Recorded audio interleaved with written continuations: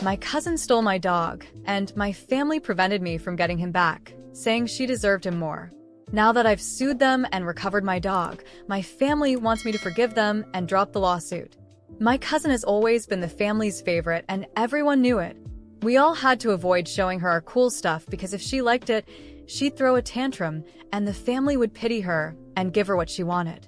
It's worth noting that she is over 20 years old and has had this behavior since childhood, yet they still indulge her for this reason. Even though I've had my dog for over 3 years, I never showed him to my cousin and tried to keep her from knowing anything about him. I didn't think they would actually take my dog, but knowing her, I couldn't put anything past her.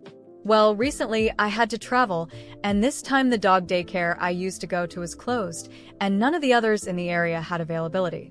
So, much to my dismay, I had to leave him with my mom because it was an urgent work trip, and I really couldn't leave my dog alone. I took the trip, and before even setting foot in my house, I went straight to my mom's house to pick up my dog. I knew something was wrong the moment I walked in. When I arrived, my mom started changing the subject, but I kept asking about my dog until she finally told me. My cousin had come over a few days earlier, saw my dog, and fell in love with him. My mom tried to refuse, but she said my cousin was so sweet and seemed like she would take such good care of the dog that she couldn't deny her the gift. Of course, I was furious and said my dog was not a gift, and I wanted him back right now, or I'd go get him myself. That's when the general argument started. They said it would be cruel to take the dog away from my cousin since she had already grown attached to him.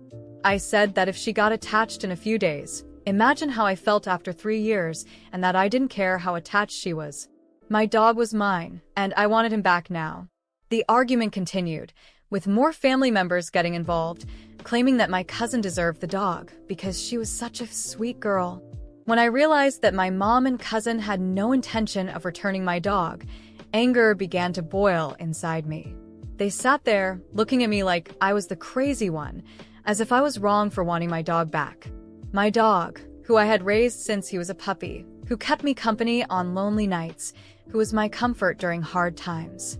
He wasn't a toy. He wasn't something you just give away because someone really liked him. My cousin, with her fake innocent expression, tried to play the emotional card. Please, you already have so much. It's just a dog. I promised to take great care of him. He's already so used to me. I looked at her in disbelief. Just a dog. He's part of my family. You've known him for what, 3 days? And you think that gives you the right to just take him from me? My mom, visibly uncomfortable with my indignation, tried to justify herself. Sweetheart, it's not like you can't get another dog. Your cousin really bonded with him, and you know how sensitive she is. I laughed bitterly. Oh, of course. Let's all keep tiptoeing around the sensitive ones because, God forbid, she doesn't get her way. I turned to my cousin. You're in your 20s, for God's sake. It's time to grow up and stop acting like a spoiled child. My cousin made a theatrical pout, but before she could say anything, I got straight to the point. This ends now. You have 2 options. Either you give me my dog right now, or I'll go to the police and report this as theft. And yes, I will do it. The silence in the room was heavy.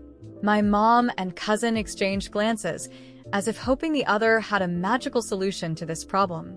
My heart was racing. I hated resorting to threats, but they left me no choice. My mom finally broke the silence, her voice firmer than I expected. Don't be ridiculous. You're not involving the police over a dog. That's pure selfishness. Think about what this will do to the family. Do you really want to expose us like this? I scoffed, incredulous. Selfishness? Selfishness is what you're doing. You stole my dog, and now you're trying to convince me that I'm the one in the wrong for wanting him back. My cousin started to cry, a performance so exaggerated it was almost laughable. You don't understand how I feel. He's so perfect. He loves me. You can see it in the way he looks at me. You already have so much. Why can't you just let me have him? I stood there in silence for a moment, trying to gather my thoughts. I knew continuing to argue wasn't going to get me anywhere. They were stuck in this absurd idea that they had the right to decide what to do with my dog. So, I decided to change tactics. You think I'm bluffing? Fine. Keep him for now. But know this, from this moment on, I'm done asking. The next step will be a formal report to the authorities. I'll take this as far as it needs to go, and I don't care what you think. My mom tried to protest, but I raised my hand to stop her. Save it. You've already shown me you have zero respect for me. Now, I'll show you that I'm not someone you can just walk all over.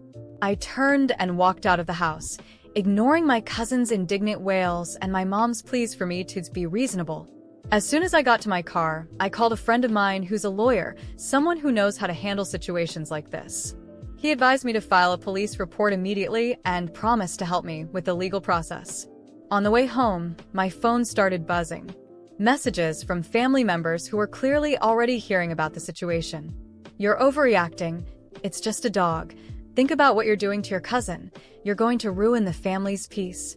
I deleted every single message without even reading them fully. Peace? They weren't concerned about peace when they stole something that belonged to me. When I got home, I sat on the couch and stared at the empty spot where my dog should have been. I felt a mix of anger and sadness. How could my own family do this to me? But at the same time, a sense of determination grew within me. I wasn't going to let this slide. Not this time. As I planned my next steps, a notification popped up on my phone. It was a message from an aunt, warning me that my cousin had posted pictures of my dog on social media, calling him my new love. The captions and comments were so audacious, it made my blood boil. This only solidified my decision. I was going to fight for my dog, no matter what it took. And this time, my family would see just how far I was willing to go for what was mine. I knew they wouldn't give up easily, but they also knew I was serious. It was only a matter of time before this situation escalated. And honestly, I was ready for it. After spending a sleepless night staring at the empty space where my dog should have been, I made my decision. I couldn't let my family manipulate me anymore, or allow this injustice to go unchecked simply because it involved family.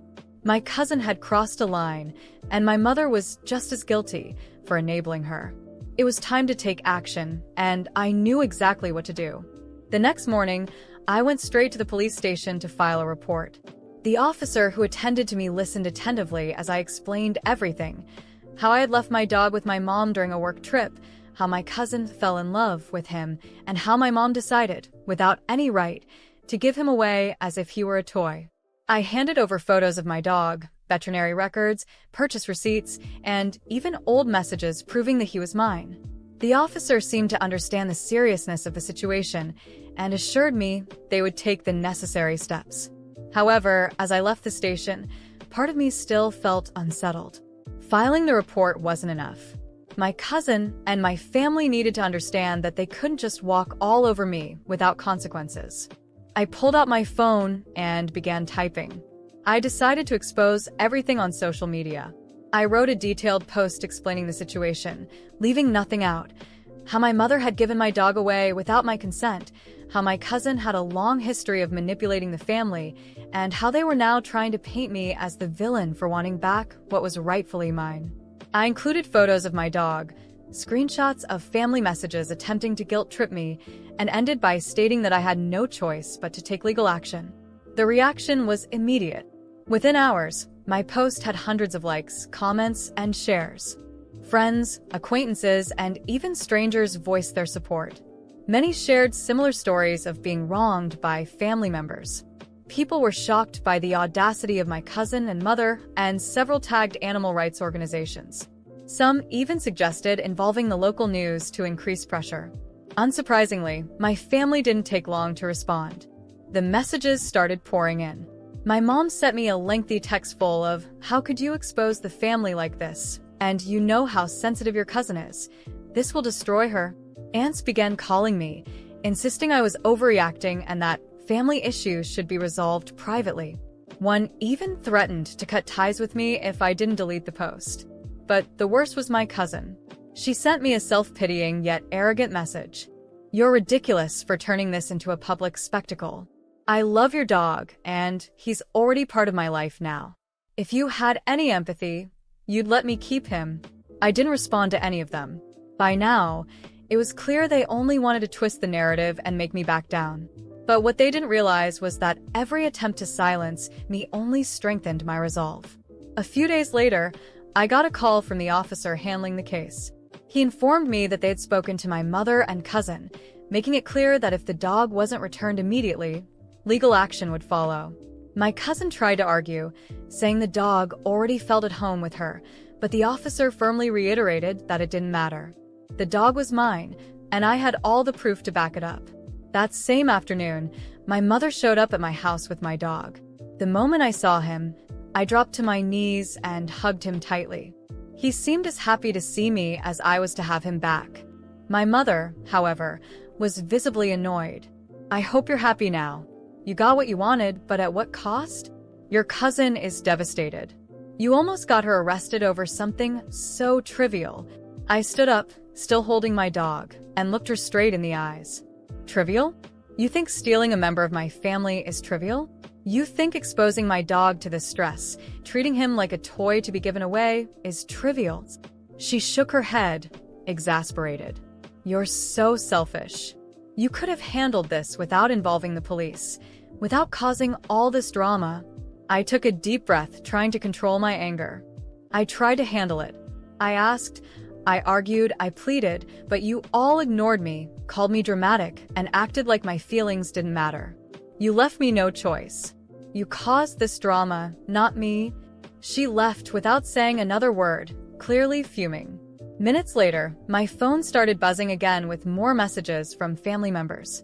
Some were supportive, but most accused me of being cold and tearing the family apart. One aunt even said I should be grateful I didn't press charges against my cousin and make her pay for what she did.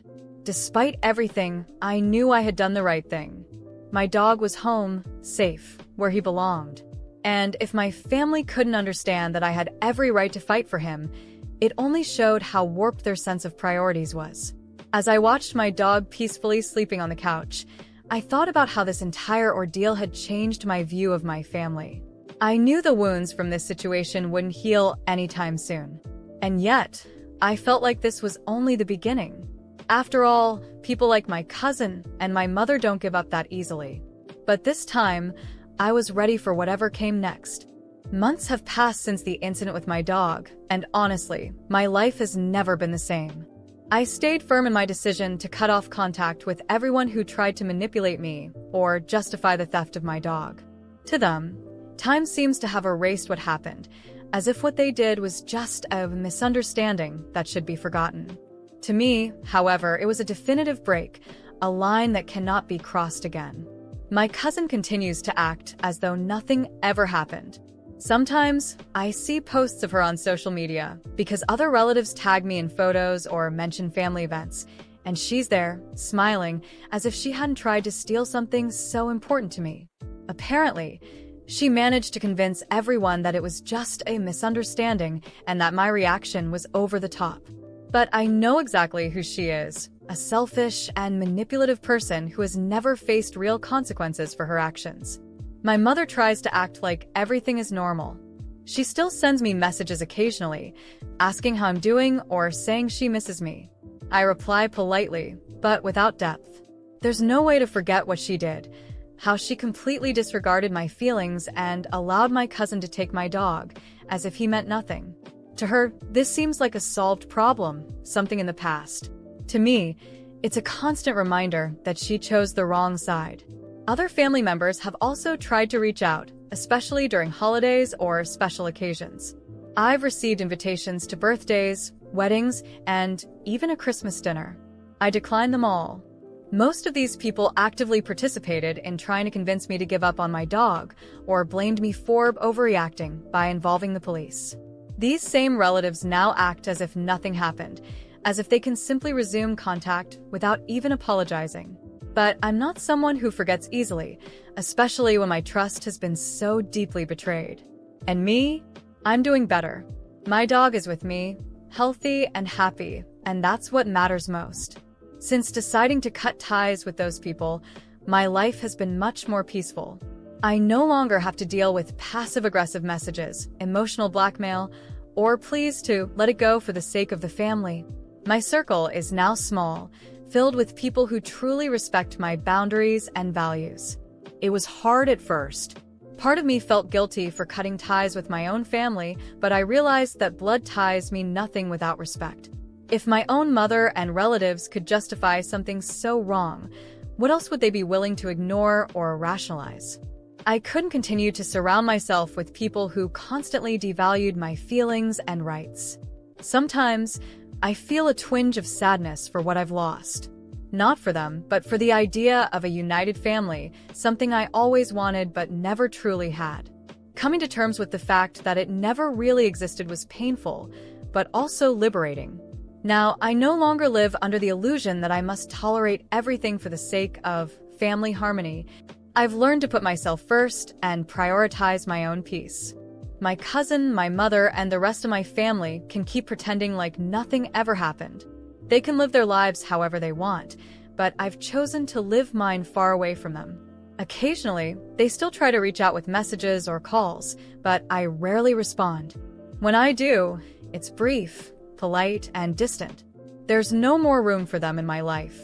In the end, I realized that losing contact with them wasn't really a loss. It was a gain. I gained freedom, I gained peace, and, above all, I gained the certainty that I did the right thing. They chose to act as if nothing happened, and I chose never to tolerate it again. Today, my dog and I live in peace.